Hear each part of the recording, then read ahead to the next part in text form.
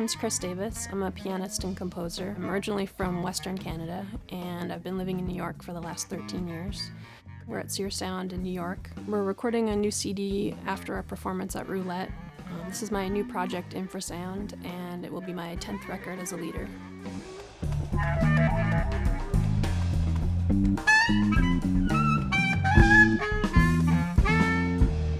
Originally, I was contacted by the Shifting Foundation to record some sort of large ensemble project. The concept of bass clarinets came to mind.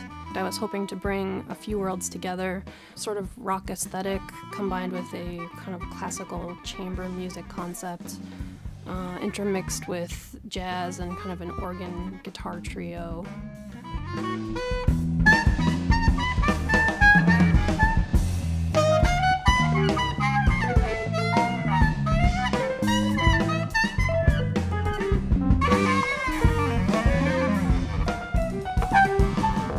So the ensemble is Joachim Badenhorst, Oscar Noriega, Andrew Bishop, and Ben Goldberg, all playing clarinet, bass clarinet, contra alto clarinet, and contrabass clarinet. And then Gary Versace on organ, Jim Black on drums, Nate Radley on guitar, and myself on piano.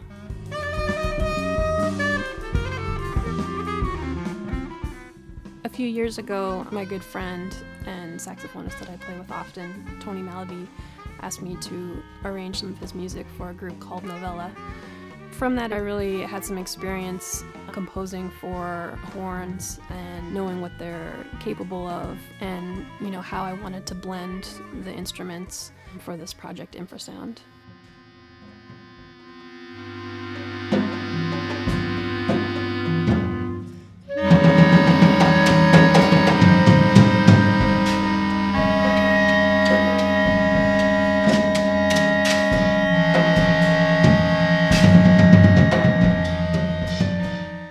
Infrasound is the pitch below what human ears can actually hear.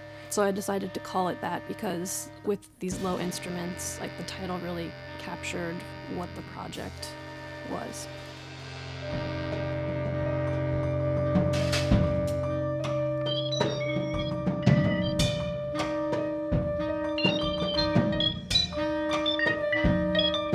I worked on the music for the last 6 months, and I really didn't have a chance to hear the music until about 2 days before a concert that we performed at Roulette.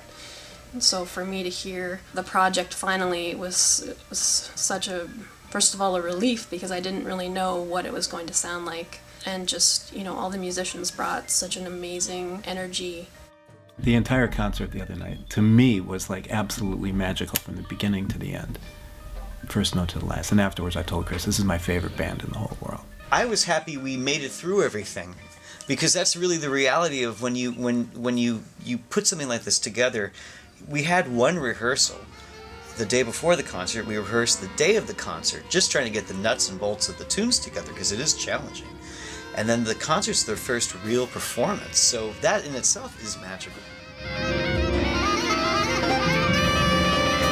When these breathing instruments come together, and with the organ and the drums, it really creates a wild, living, breathing animal.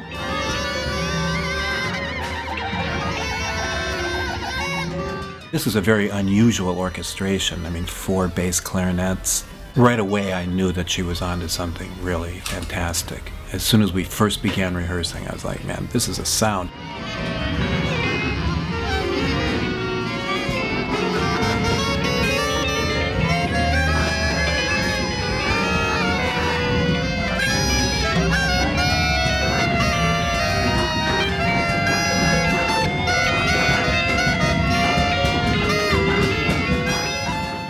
I've asked her a few times for some guidance, how would you like this?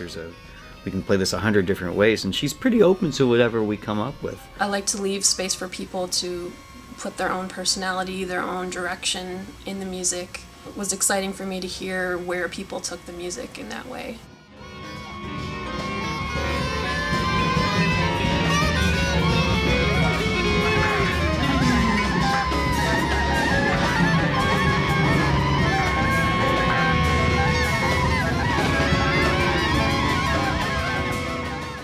so exciting for me to hear, people bring their own energies to the group. Jim really captured that rock aesthetic I was looking for.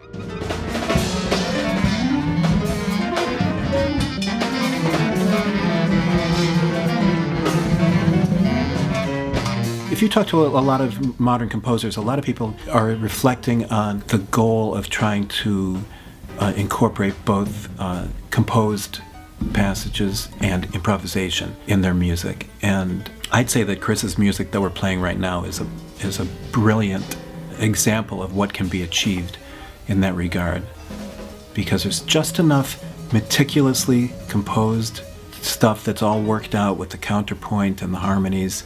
There's just enough of that, and she uses it to anchor the piece at strategic locations. And then there's other parts that are improvised, but the improvisation is then informed by the composed passages that are around it. So everybody really can very honestly and sincerely present what they are feeling at the moment, and it works in the context of the larger composition.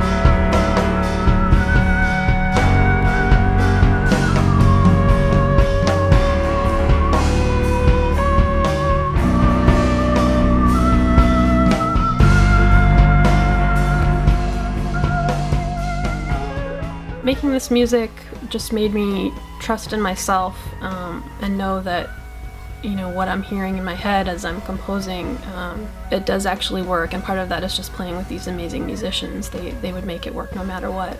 Yeah, at the concert I mentioned that, this was in a way my second child. So I worked on the music for 6 months and, did it every day as I was taking care of my son as he was a newborn. The two lives, the life of my son, Benjamin, and this music are really interconnected and interwoven.